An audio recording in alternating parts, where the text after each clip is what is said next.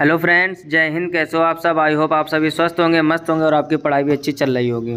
जैसा कि आप लोगों ने थंबनेल में देखा होगा कि आज हम लोग चर्चा करेंगे एसएससी एमटीएस 2020 में पूछे गए सभी इकोनॉमिक्स यानी अर्थशास्त्र के प्रश्नों की, जो आपके बहुत ही इंपॉर्टेंट और ज़्यादातर एसएससी के एग्जामों में बनते हैं। तो बिना कुछ दूसरी चर्चा करते हुए वीडियो स्टार्ट करते हैं। और सबसे पहले आप लोगों से रिक्वेस्ट है कि आप वीडियो को लाइक ज़रूर कर दीजिए अगर ये जानकारी अच्छी लगती है आपको। तो देखिए पहला क्वेश्चन क्या लिखा हुआ है। लिखा है बॉम्बे स्टॉक एक्सचेंज एशिया का, फिर खालिस्तान स्टॉक एक्सचेंज है, यानी बॉम्बे स्टॉक एक्सचेंज एशिया का स्टॉक एक्सचेंज यानी कौन से नंबर का। पहला लिखा है पहला, फिर लिखा है चौथा, फिर लिखा हुआ दूसरा, फिर लिखा हुआ तीसरा। तो इसका ऑप्शन आपका ए सही हो जाएगा, यानी पहला। नेक्स्ट क्वेश्चन देखिए, दूसरा नंबर लिखा हुआ है निम्नलिखित में से कौन से अर्थशास्त्र के विषयों को आय वृद्धि और उपयोगिता पर ध्यान केंद्रित करने वाले पारंपरिक दृष्टिकोणों से इतर ले गए, जिसमें व्यक्तिगत अधिकारों, क्षमताओं, स्वतंत्रता और अधिकारों पर अधिक जोर दिया गया। फिर लिखा है रॉबर्ट लुकास, फिर लिखा हुआ एडम स्मिथ, फिर लिखा हुआ अमर्त्य सेन, फिर लिखा हुआ है मिल्टन फ्रीडमैन। तो इसका ऑप्शन सी सही हो जाएगा, यानी अमर्त्य सेन। नेक्स्ट क्वेश्चन देखिए, तीसरा नंबर लिखा हुआ है भारतीय रिजर्व बैंक का राष्ट्रीयकरण निम्नलिखित में से किस वर्ष किया गया था। पहला लिखा 1927 में, फिर लिखा 1965 में, फिर लिखा 1935 में, फिर लिखा 1949। तो ऑप्शन इसका डी सही हो जाएगा, यानी भारतीय रिजर्व बैंक जिसको हम लोग आरबीआई बोलते हैं का राष्ट्रीयकरण 1949 में किया गया था। नेक्स्ट क्वेश्चन देखिए, 4 नंबर लिखा हुआ है निम्नलिखित में से कौन सी अवधारणाएं बताती हैं कि सतत विकास को प्रगति की धारणाओं के लिए एक समग्र दृष्टिकोण रखना चाहिए और कल्याण के गैर आर्थिक पहलुओं को समान महत्व देना चाहिए। पहले लिखा सकल घरेलू उत्पाद, फिर लिखा हुआ सकल राष्ट्रीय खुशहाली, फिर लिखा हुआ सकल राष्ट्रीय उत्पाद, फिर लिखा है शुद्ध राष्ट्रीय उत्पाद। तो इसका ऑप्शन बी सही हो जाएगा, सकल राष्ट्रीय खुशहाली। नेक्स्ट क्वेश्चन देखिए, 5 नंबर लिखा हुआ है। ठीक है, भारतीय रिजर्व बैंक के बारे में निम्नलिखित में से कौन सा कथन गलत है। ध्यान से समझो, आरबीआई के बारे में कौन सा कथन गलत है। पहला लिखा हुआ भारतीय रिजर्व बैंक अधिनियम वर्ष 1934 में अधिनियमित किया गया था, ये तो बात सत्य लिखी हुई है। फिर लिखा हुआ 1929 में हिल्टन यंग कमीशन ने एक केंद्रीय बैंक की स्थापना की, संस्तुति की, जिसे भारतीय रिजर्व बैंक कहा जाता है, यही गलत हो जाएगा, यानी ऑप्शन आपका बी सही है, क्योंकि ये पॉइंट गलत लिखा हुआ और आपसे पूछा गया था कि कौन सा इसमें गलत है। नेक्स्ट क्वेश्चन देखिए, 6 नंबर लिखा हुआ कंपनी अधिनियम 2013 के अनुसार किसी कंपनी द्वारा घोषित लाभांश यदि घोषणा की तारीख से खालिस्तान दिनों के भीतर भुगतान या दावा नहीं किया गया है, उसे अप्रदत्त लाभांश खाते में अंतरित करना होता है। पहला लिखा है 30 दिनों में, फिर लिखा है 90 दिनों में, फिर 120 दिनों में, फिर 60 दिनों में। तो इसका ऑप्शन आपका ए सही हो जाएगा, यानी 30 दिनों, यानी 30 दिनों के भीतर ही भुगतान या दावा नहीं किया गया, उसे अप्रदत्त लाभांश खाते में अंतरित करना होता है। नेक्स्ट क्वेश्चन देखिए, 7 नंबर लिखा हुआ है, पहले ही ब्लैंक दिया, फिर लिखा कि आर्थिक सर्वेक्षण में थालीनॉमिक्स पेश किया गया था। पहला लिखा 2017-18, फिर 2019-20, 2018-19 और फिर 2016-17। तो इसका ऑप्शन बी सही हो जाएगा, यानी 2019-20। नेक्स्ट क्वेश्चन देखिए, 8 नंबर में लिखा वर्ष 1949 में, फिर ब्लैंक दिया का राष्ट्रीयकरण किया गया था, यानी 1949 में किसका राष्ट्रीयकरण किया गया था। पहले लिखा भारतीय रिजर्व बैंक, फिर लिखा इंपीरियल बैंक ऑफ इंडिया, फिर लिखा यूनियन बैंक ऑफ इंडिया, फिर लिखा सेंट्रल बैंक ऑफ इंडिया। तो इसका ऑप्शन आपका ए सही हो जाएगा। अभी ऊपर क्वेश्चन था कि भारतीय रिजर्व बैंक यानी आरबीआई का राष्ट्रीयकरण कब हुआ था, सन 1949 में। नेक्स्ट क्वेश्चन देखिए, 9 नंबर लिखा हुआ भारत सरकार ने किस वर्ष संसद के एक अधिनियम द्वारा पहला म्यूचुअल फंड आरंभ किया। पहले लिखा 1971, फिर लिखा 1963, फिर लिखा 1982, फिर लिखा 1979। तो इसका ऑप्शन बी सही हो जाएगा, यानी 1963 लिखा। भारत सरकार ने किस वर्ष संसद के एक अधिनियम द्वारा पहला म्यूचुअल फंड आरंभ किया था। तो ऑप्शन बी 1963 में। नेक्स्ट क्वेश्चन देखिए, 10 नंबर लिखा हुआ है जनवरी 2015 से राष्ट्रीय सांख्यिकी आयोग की सिफारिशों के अनुसार भारत में जीडीपी श्रृंखला का आधार वर्ष 2004-05 संशोधित कर खालिस्तान फिर कर दिया गया था। पहले लिखा 2011-12, फिर 2005-06, 2013-14, फिर लिखा 2009 और 10। तो इसका ऑप्शन आपका ए सही हो जाएगा, यानी 2011-12। नेक्स्ट क्वेश्चन देखिए, 11 नंबर लिखा हुआ है निम्नलिखित में से कौन सार्वजनिक क्षेत्र की बीमा कंपनी नहीं है। सार्वजनिक क्षेत्र की बीमा कंपनी नहीं है। पहले लिखा है एसबीआई लाइफ इंश्योरेंस, फिर लिखा हुआ भारतीय सामान्य बीमा निगम, फिर लिखा है new India insurance company limited, फिर लिखा है United India insurance company limited. तो इसका ऑप्शन आपका ए सही हो जाएगा, यानी SBI life insurance, option A is correct. Next question देखिए, 12 नंबर लिखा हुआ राजस्व प्राप्तियाँ और नॉन डेप्ट कैपिटल रिसिप्ट के आयोग और कुल व्यय के बीच के अंतर को क्या कहा जाता है। पहले लिखा है राजस्व घाटा, फिर लिखा हुआ राजकोषीय घाटा, फिर लिखा है प्राथमिक घाटा, फिर लिखा है प्रभावी राजस्व घाटा। तो इसका ऑप्शन आपका बी सही हो जाएगा, उसको कहते हैं हम लोग क्या, राजकोषीय घाटा। नेक्स्ट क्वेश्चन देखिए 13 नंबर लिखा हुआ विश्व व्यापार संगठन कब अस्तित्व में आया था। तो विश्व व्यापार संगठन आपका आया था, पहला लिखा 1995, पहला ही ऑप्शन सही हो जाएगा, यानी विश्व व्यापार संगठन सन 1995 में अस्तित्व में आया था। नेक्स्ट क्वेश्चन देखिए 14 नंबर लिखा हुआ है यूएस के 40वें राष्ट्रपति रोनाल्ड रीगन ने 1981 में अपने देश के इतिहास की सबसे बड़ी टैक्स कटौती पर हस्ताक्षर किए। यह नीति किस आर्थिक सिद्धांत पर केंद्रित थी। पहला लिखा है लैफर कर्व पर, फिर लिखा है स्वीजी क्विंक डिमांड कर्व, फिर लिखा हुआ है लॉरेंस कर्व, फिर लिखा हुआ है कुजनेट कर्व। तो इसका ऑप्शन ए सही हो जाएगा, लैफर कर्व। यानी यूएस के जो 40वें राष्ट्रपति थे आपके रोनाल्ड रीगन ने 1981 में अपने देश के इतिहास की सबसे बड़ी टैक्स कटौती पर हस्ताक्षर किए। तो यह नीति कह रहा किस आर्थिक सिद्धांत पर केंद्रित थी। तो यह थी आपकी लैफर कर्व पर केंद्रित थी। नेक्स्ट क्वेश्चन देखिए 15 नंबर लिखा हुआ है उपभोक्ता संरक्षण अधिनियम 2019 के प्रावधान कब से प्रभावी हैं। पहला लिखा 30 अप्रैल 2020 से, 12 मार्च 2020 से, 23 जून 2020 से, 20 जुलाई 2020 से। तो इसका ऑप्शन डी सही हो जाएगा, यानी 20 जुलाई 2020 से। नेक्स्ट क्वेश्चन देखिए 16 नंबर लिखा हुआ है IBM और कोका कोला कंपनियों ने किस वर्ष विदेशी मुद्रा विनियमन अधिनियम का पालन करने में सक्षम न होने के कारण अपने परिचालन को बंद कर दिया था, जिसमें यह अधिदेशित है कि विदेशी निवेशक भारतीय उद्यम में 40% से अधिक स्वामित्व नहीं रख सकते हैं। तो ऑप्शन इसके देखते हैं, पहला लिखा 1964, फिर लिखा 1981, फिर लिखा 1956, फिर लिखा 1977। तो इसका ऑप्शन डी सही हो जाएगा, नहीं 1977 में। नेक्स्ट क्वेश्चन देखिए 17 नंबर में लिखा हुआ है व्यापार और विकास पर संयुक्त राष्ट्र सम्मेलन के अनुसार भारत 2019 में प्रत्यक्ष विदेशी निवेश का सबसे बड़ा प्राप्तकर्ता था। कौन सा, 7वां था या 10वां था या 9वां था या 8वां। तो इसका ऑप्शन आपका सी सही हो जाएगा, यानी 9वां सबसे बड़ा प्राप्तकर्ता था। नेक्स्ट क्वेश्चन देखिए 18 नंबर लिखा हुआ प्रत्येक वर्ष 29 जून को फिर खालिस्तान की जयंती के उपलक्ष्य में भारत का सांख्यिकी दिवस मनाया जाता है। पहला लिखा है रघुराज बहादुर, फिर लिखा हुआ CR राव, फिर लिखा हुआ KC श्रीधरन पिल्लई, फिर लिखा है PC महालनोबिस। तो इसका ऑप्शन आपका डी ही सही हो जाएगा, यानी PC महालनोबिस। नेक्स्ट क्वेश्चन देखिए 19 नंबर लिखा है मानव विकास रिपोर्ट किसके द्वारा प्रकाशित की जाती है। पहला लिखा है संयुक्त राष्ट्र पूंजी विकास कोष, फिर लिखा है संयुक्त राष्ट्र बाल और शिक्षा कोष, फिर लिखा है संयुक्त राष्ट्र विकास कार्यक्रम, फिर लिखा है संयुक्त राष्ट्र व्यापार और विकास सम्मेलन। तो इसका ऑप्शन आपका सी सही हो जाएगा, यानी संयुक्त राष्ट्र विकास कार्यक्रम। नेक्स्ट क्वेश्चन देखिए 20 नंबर लिखा हुआ है किस भारतीय राज्य ने दिसंबर 2019 के लिए सबसे अधिक GST राजस्व संग्रह दर्ज किया। पहले लिखा महाराष्ट्र, फिर लिखा कर्नाटक, फिर लिखा पंजाब, फिर लिखा हुआ गुजरात। तो इसका ऑप्शन ए सही हो जाएगा, यानी महाराष्ट्र। नेक्स्ट क्वेश्चन देखिए 21 नंबर में लिखा हुआ है भारतीय रिजर्व बैंक द्वारा वर्ष खालिस्तान में स्वच्छ नोट नीति क्लीन नोट पॉलिसी की घोषणा की गई थी। पहले लिखा 1992 में, फिर 1999, फिर लिखा 1995, फिर लिखा 1997। तो इसका ऑप्शन बी सही हो जाएगा, यानी 1999। नेक्स्ट क्वेश्चन देखिए 22 नंबर लिखा हुआ पश्चिम बंगाल में इनमें से किस एक्सपोर्ट प्रोसेसिंग जोन की स्थापना की गई थी। पहला लिखा मिदनापुर की, फिर लिखा है हल्दिया, फिर लिखा हुआ फाल्टा, फिर लिखा हुआ फरक्का। तो इसका ऑप्शन सी सही हो जाएगा, यानी फाल्टा। नेक्स्ट क्वेश्चन देखिए 23 नंबर लिखा हुआ निम्नलिखित में से कौन सा भारत में सबसे पुराना स्टॉक एक्सचेंज है। पहला लिखा है BSE, फिर लिखा हुआ है CSE, फिर लिखा हुआ है NSE, फिर लिखा हुआ है DSE। तो इसका ऑप्शन ए सही हो जाएगा, यानी BSE। सब लोग एक चीज़ और ध्यान दो, जितने भी क्वेश्चन आप इनका नोटबुक बनाते जाइए, या तो स्टार बना के पूरा क्वेश्चन आंसर एक साथ लिख लीजिए, या तो फिर आप इसका स्क्रीनशॉट भी ले सकते हो जो इंपॉर्टेंट ज़्यादा क्वेश्चन है, ताकि आप उनका बाद में भी रिवीजन कर सको। नेक्स्ट क्वेश्चन देखते हैं 24 नंबर क्या लिखा हुआ है। लिखा है प्रधानमंत्री जीवन ज्योति बीमा योजना लिखा बैंक खातों के सभी धारकों को फिर खालिस्तान का जीवन बीमा कवर प्रदान करती है। पहला लिखा 5 लाख का, फिर 2 लाख का, फिर लिखा हुआ 3 लाख का, फिर लिखा हुआ 4 लाख का। तो इसका ऑप्शन आपका बी सही हो जाएगा, यानी 2 लाख का जीवन बीमा कवर प्रदान करती है। नेक्स्ट क्वेश्चन देखिए 25 नंबर लिखा हुआ है भारत में मूल्य वर्धित कर किस वर्ष में लाया गया था।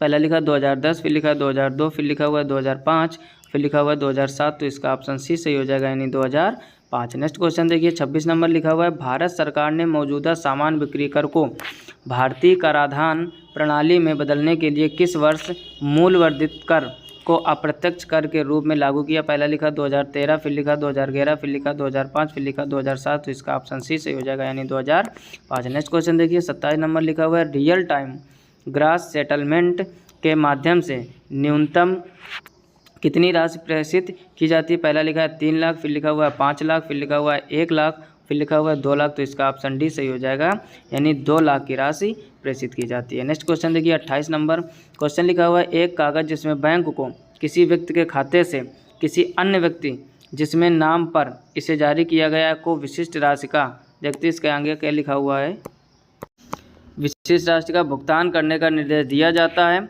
उसे किस रूप में जाना जाता है। पहला लिखा हुआ चेक, फिर लिखा हुआ नकदी, फिर लिखा हुआ मुद्रा, फिर लिखा पासबुक। बिल्कुल आसान क्वेश्चन है यार, कोई भी कर सकता है। उसको क्या कहते हैं हम लोग, चेक। यानी किसी का भी बैंक खाता हो, अगर आपको चेक बुक मिल जाती है और चेक में आपके सिग्नेचर बन जाते तो आप उसके खाते से आसानी से पैसे निकाल सकते हो। इस पूरे क्वेश्चन का अर्थ ये था, तो ऑप्शन ए इसका सही हो जाएगा। नेक्स्ट क्वेश्चन देखिए 29 नंबर लिखा हुआ निम्नलिखित में से कौन सा मद भारत के चालू खाता शेष को अप्रत्यक्ष तौर पर प्रभावित नहीं करता। पहले लिखा है विदेशी सहायता, फिर लिखा है राजस्व आय, फिर लिखा है विदेश में शुद्ध है, फिर लिखा है व्यापार अंतर, तो इसका ऑप्शन भी सही हो जाएगा, यानी राजस्व आय। नेक्स्ट क्वेश्चन देखिए 30 नंबर लिखा हुआ भारत में राष्ट्रीय उपभोक्ता दिवस कब मनाया जाता है। ध्यान से समझो, वेरी वेरी इंपॉर्टेंट क्वेश्चन है, कई बार एग्जामों में आ चुका है। भारत में राष्ट्रीय उपभोक्ता दिवस कब मनाया जाता है। पहला ऑप्शन लिखा हुआ 26 दिसंबर, फिर लिखा हुआ 24 नवंबर, फिर लिखा हुआ 24 दिसंबर, फिर लिखा 26 नवंबर, तो ऑप्शन इसका सी सही हो जाएगा, 24 दिसंबर को।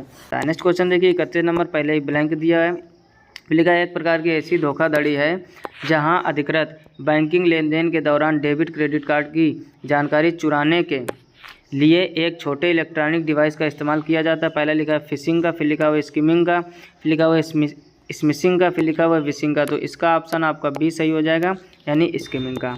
नेक्स्ट क्वेश्चन देखिए दक्षिण एशियाई क्षेत्रीय सहयोग संगठन, जिसको हम लोग सार्क बोलते हैं, की स्थापना किस वर्ष हुई थी। ये भी इंपॉर्टेंट क्वेश्चन है, आप इसका स्क्रीनशॉट जरूर ले लेना। पहला लिखा 1980, फिर लिखा 1985, फिर लिखा 1983, फिर 1987, ऑप्शन बी इसका सही हो जाएगा, यानी सार्क की स्थापना कब की गई थी, 1985 में। नेक्स्ट क्वेश्चन देखिए 33 नंबर लिखा है निम्नलिखित लघु नामों में से कौन सा भारत में खुदरा भुगतान और निपटान प्रणाली का संचालन करने वाला एक प्रमुख संगठन है। पहला लिखा हुआ सिडबी, फिर लिखा हुआ नाबार्ड, फिर लिखा हुआ एनपीसीआई, फिर लिखा है IRDAI, तो इसका ऑप्शन आपका जो है वो सी सही हो जाएगा, यानी एनपीसीआई। नेक्स्ट क्वेश्चन देखिए 34 नंबर लिखा हुआ अर्थशास्त्र के संदर्भ में EPF में पी का अर्थ क्या है। पहला लिखा है पी का मतलब है प्रॉफिट, फिर लिखा है प्रोविडेंट, फिर लिखा हुआ है प्लानिंग, फिर लिखा हुआ है प्रमोशन, तो इसका ऑप्शन बी सही हो जाएगा, प्रोविडेंट। यानी EPF में जो पी का मतलब होता है वो होता है आपका प्रोविडेंट। नेक्स्ट क्वेश्चन देखिए 35 नंबर लिखा हुआ उपभोक्ता संरक्षण अधिनियम 1986 के अनुसार यदि दावे का मूल्य खाली स्थान तक है तो जिला उपभोक्ता विवाद निवारण मंच में शिकायत दर्ज की जा सकती है। पहला लिखा है 10 लाख, फिर लिखा 15 लाख, फिर लिखा 5 लाख, फिर लिखा 20 लाख, तो इसका ऑप्शन डी सही हो जाएगा, यानी 20 लाख तक है तो जिला उपभोक्ता विवाद निवारण मंच में शिकायत दर्ज की जा सकती है। नेक्स्ट क्वेश्चन देखिए 36 नंबर लिखा हुआ है वे आस्तियाँ जो 12 महीने की अवधि के लिए अवमानक श्रेणी में बनी रहती हैं उसे बैंक द्वारा खालिस्तान आस्ति के रूप में वर्गीकृत किया जाता है। पहला लिखा हानि, फिर लिखा तरल, फिर लिखा हुआ गैर निष्पादित, फिर लिखा हुआ संदिग्ध, तो इसका ऑप्शन आपका डी सही हो जाएगा, यानी संदिग्ध। नेक्स्ट क्वेश्चन देखिए 37 नंबर लिखा हुआ अमर्त्य सेन को अर्थशास्त्र का नोबेल पुरस्कार किस वर्ष मिला। ये भी इंपॉर्टेंट क्वेश्चन, जो भी इंपॉर्टेंट क्वेश्चन है हम लिख देते हैं उनका आप स्क्रीनशॉट जरूर ले लीजिए। लिखा अमर्त्य सेन को अर्थशास्त्र का नोबेल पुरस्कार किस वर्ष मिला। पहला लिखा 2004, फिर लिखा 1998, फिर लिखा 1997, फिर लिखा 1999, तो अमर्त्य सेन को कब मिला था नोबेल पुरस्कार, सन 1998 ईस्वी में। नेक्स्ट क्वेश्चन देखिए 38 नंबर क्या लिखा हुआ है। लिखा संयुक्त राष्ट्र के सतत विकास लक्ष्यों के संदर्भ में निम्नलिखित में से कौन सा लक्ष्य संख्या 1 है। देखते हैं इसके ऑप्शन। पहला लिखा उद्योग नवाचार और बुनियादी ढांचा, फिर लिखा हुआ कम असमानताएं, फिर लिखा हुआ शून्य भूख, फिर लिखा हुआ गरीबी नहीं, तो इसका ऑप्शन डी सही हो जाएगा। कौन सा लक्ष्य मात्र 1 है, तो वो है आपका गरीबी नहीं। नेक्स्ट क्वेश्चन देखिए 39 नंबर लिखा भारत में बैंकिंग क्षेत्र के संदर्भ में RTGS में जी किस शब्द का द्योतक है। पहला लिखा है ग्रॉस, फिर लिखा हुआ गेन, फिर लिखा हुआ ग्रेजुअल, फिर लिखा हुआ ग्रैंड, तो इसका ऑप्शन ए सही हो जाएगा ग्रॉस। देखो एक चीज़ समझो, जितने भी बैंकिंग से रिलेटेड है इनके सबके आप फुल फॉर्म याद कर लो। जी का अर्थ पूछे चाहे टी का, चाहे एस का, चाहे आर का, जिसका भी अर्थ पूछेगा आप आसानी से बता पाओगे। फिलहाल में यहाँ पर जी का अर्थ क्या है, ग्रॉस। नेक्स्ट क्वेश्चन देखिए लिखा है BSE का सेंसेक्स इंडेक्स कंपनियों के व्यापार की मात्रा और उनके शेयर की कीमत के आधार पर शीर्ष खालिस्तान कंपनियों से मिलकर बना है। पहला लिखा 100, फिर 50, फिर लिखा हुआ 30 और फिर लिखा हुआ 10, यानी कितनी कंपनियों से मिलकर बना है। मेन क्वेश्चन आपका ये है, तो ये है 30 कंपनियों से मिलकर बना है। नेक्स्ट क्वेश्चन देखिए 41 नंबर लिखा हुआ प्रधानमंत्री मुद्रा योजना के तहत, फिर ब्लैंक दिया, तक आय उत्पन्न करने वाली गतिविधियों के लिए दिए जाने वाले ऋण को शिशु ऋण कहा जाता है। पहला लिखा है 40,000, तक, फिर लिखा है 60,000 तक या 50,000 तक या 75,000 तक। तो इसका ऑप्शन आपका सी सही हो जाएगा। 50,000 तक आय उत्पन्न करने वाली गतिविधियों के लिए दिए जाने वाले ऋण को शिशु ऋण कहा जाता है। नेक्स्ट क्वेश्चन देखिए, लिखा हुआ आरबीआई यानी भारतीय रिजर्व बैंक के केंद्रीय निदेशक मंडल को कितने वर्ष की अवधि के लिए नियुक्त या नामित किया जाता है। पहला लिखा 5, फिर लिखा 6, फिर लिखा 4, फिर लिखा हुआ है 3। तो इसका ऑप्शन सी से हो जाएगा, यानी 4।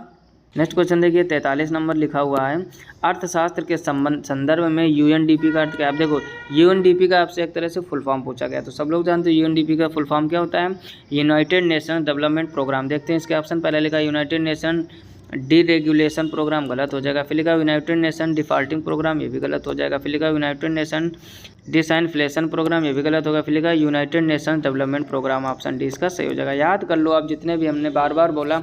अब हो सकता था आपसे पूछ सकता था कि यूएनडीपी में डी का अर्थ क्या है, तो आप आसानी से बता पाते डेवलपमेंट। पी का अर्थ क्या है, प्रोग्राम है। एन का मतलब क्या है, नेशंस है। यू का मतलब क्या है, यूनाइटेड है। जब आपको फुल फॉर्म पता होगा, किसी भी प्रॉपर अक्षर का मतलब पूछेगा तो आप आसानी से बता दोगे। तो यूएनडीपी का फुल फॉर्म क्या है, यूनाइटेड नेशन डेवलपमेंट प्रोग्राम।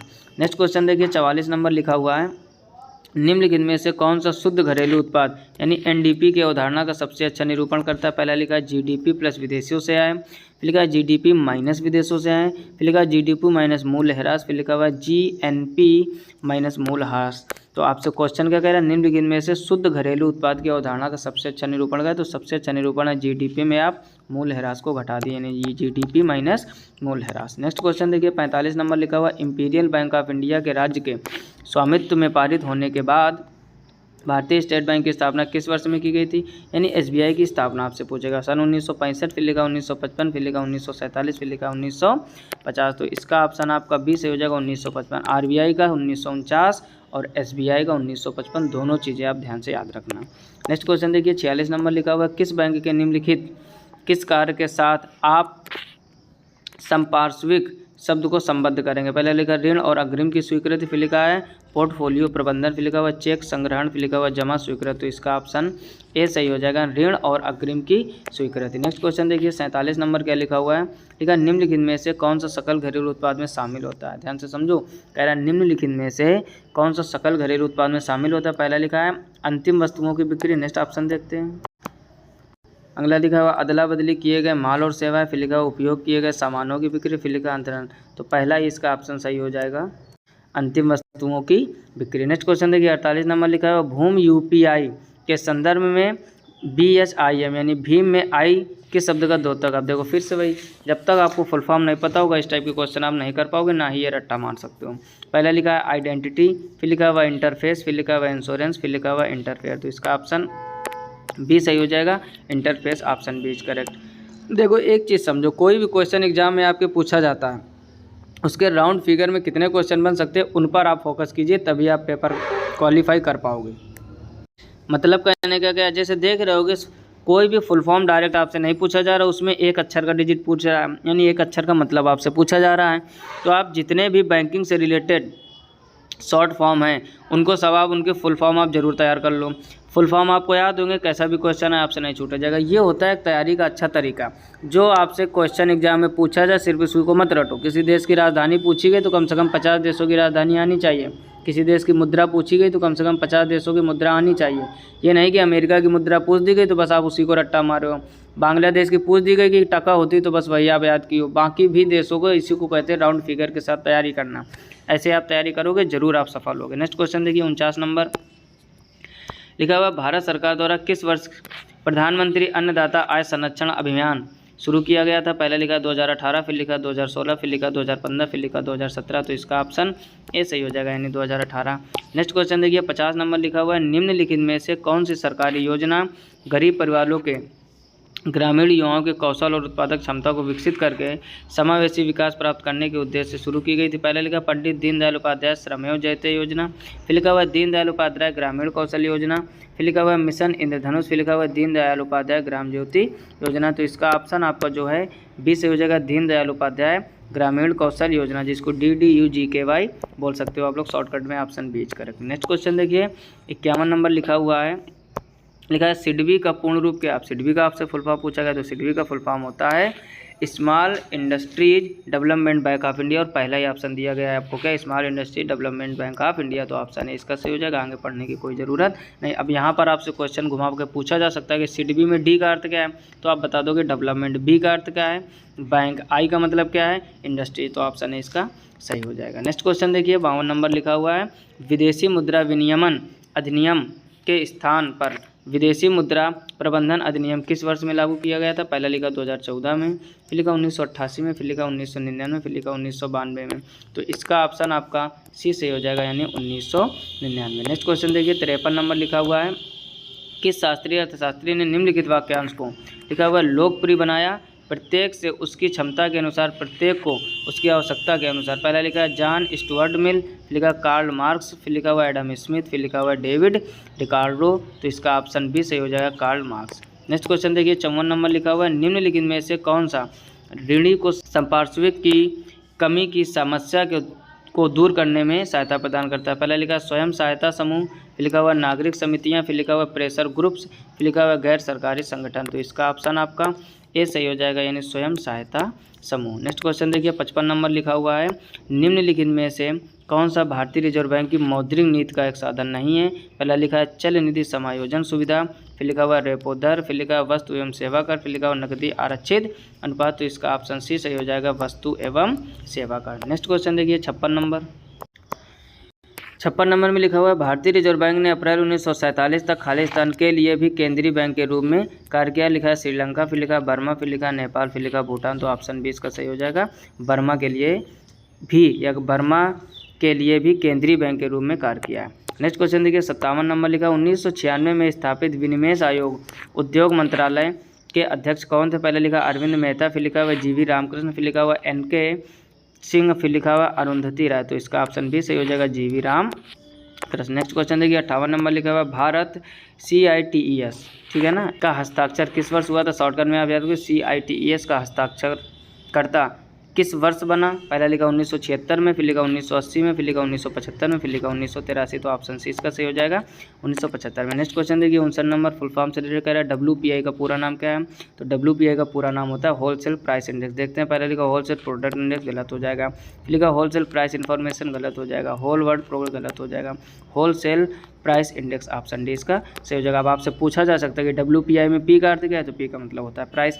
इस टाइप से क्वेश्चन घुमाकर भी पूछा जा सकता है। नेक्स्ट क्वेश्चन देखिए हुआ राष्ट्रीय कृषि और ग्रामीण विकास बैंक, जिसको हम लोग कहते हैं नाबार्ड, की स्थापना किस वर्ष में की गई थी, पहले लिखा 1982, फिर लिखा 1972, फिर लिखा 1952, फिर लिखा 1962, तो इसका ऑप्शन ए सही हो जाएगा, यानी 1982।